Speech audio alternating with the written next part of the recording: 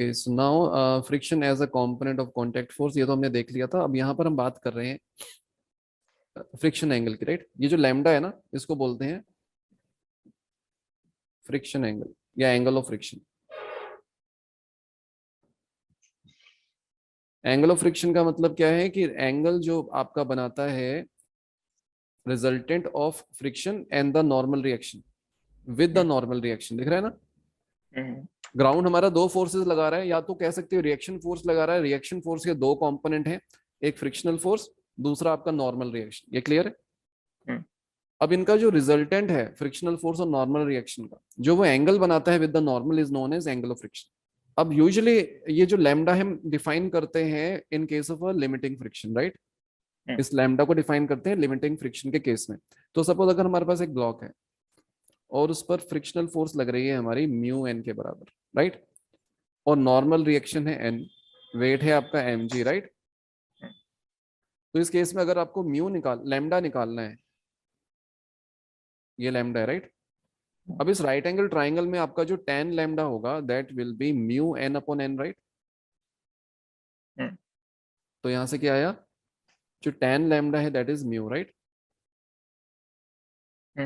तो हम कह सकते हैं कि जो एंगल ऑफ फ्रिक्शन है that is nothing but tan inverse mu. So now let us see motion on a rough inclined plane. तो एक क्वेश्चन करते हैं। तो हमें दिया है 20 kg box is gently placed on the rough inclined plane of inclination 30 and the coefficient of sliding friction between the box and the plane is 0.4. ये हमको दिया हुआ है, right. Find the acceleration of the block down the incline. 20 sin 30, right. And this will be 20 root 3 by 2. और यहाँ पर आपकी जो फोर्स है that is mu n. So mu is 0.4 into 10 root 3, right. So 10 minus 4 root 3 by mass, that is 20. So that is the acceleration, right. Okay, angle of repose देखते हैं। Suppose हमारे पास एक इंक्लाइन प्लेन है। अब आप उस incline plane का जो एंगल है उसको धीरे धीरे करके बढ़ा रहे हैं। दिस इज थीटा, और उस पर हमने एक ब्लॉक रख दिया। तो we are slowly increasing the angle from zero value से हमने इसको यहाँ तक लिया। तो जैसे ही हमने अपना एंगल यहाँ तक कर दिया, इतना बढ़ा दिया, right. At that instant the block is on the verge of sliding.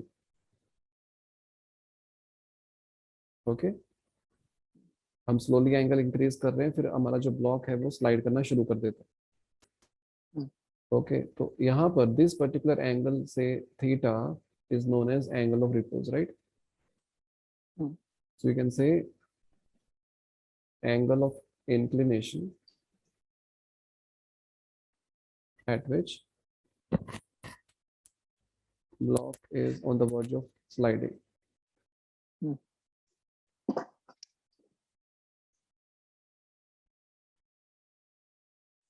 तो अगर आपका block on the verge of sliding है तो उस पर लिमिटिंग फ्रिक्शन लग रहा होगा, राइट.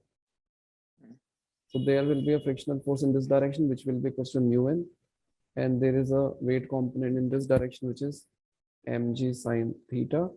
इस डायरेक्शन में आपका mg cos theta होगा, और यहाँ पर आपका नॉर्मल रिएक्शन। तो हमारा जो n है that is mg cos theta, और आपका जो mg sin theta है that is equal to mu mg cos theta, right. तो यहाँ से tan theta कितना आ गया, that is mu. So theta comes out to be tan inverse mu. Clear? अगर आपका theta, if theta is say अगर tan theta हमारा ग्रेटर है म्यू से, सपोज, इस केस में your block will slide,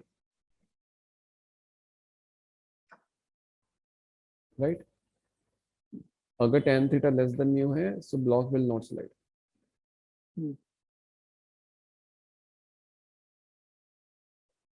okay, तो सिंपली आपको एंगल ऑफ इंक्लिनेशन से आप बता सकते हो कि ब्लॉक मूव करेगा कि नहीं करेगा. अब सपोज जैसे हमको दे दिया है से tan थीटा जो आपको दिया हुआ है दैट इज गिवन एज से 0.6, राइट. तो ये हमको दिया हुआ है. तो आपको जो एंगल ऑफ रिपोज है that is this. So tan theta is 0.6. और आपका जो कोफिशिएंट ऑफ फ्रिक्शन है वो आपको दिया हुआ है 0.7, राइट? ओके, तो आप देख सकते हैं कि इस केस में आपका जो tan थीटा है is greater than mu, right? If tan theta is greater than mu, in that case block will slide. But यहाँ पे आपका tan theta is smaller, right? So block will not slide.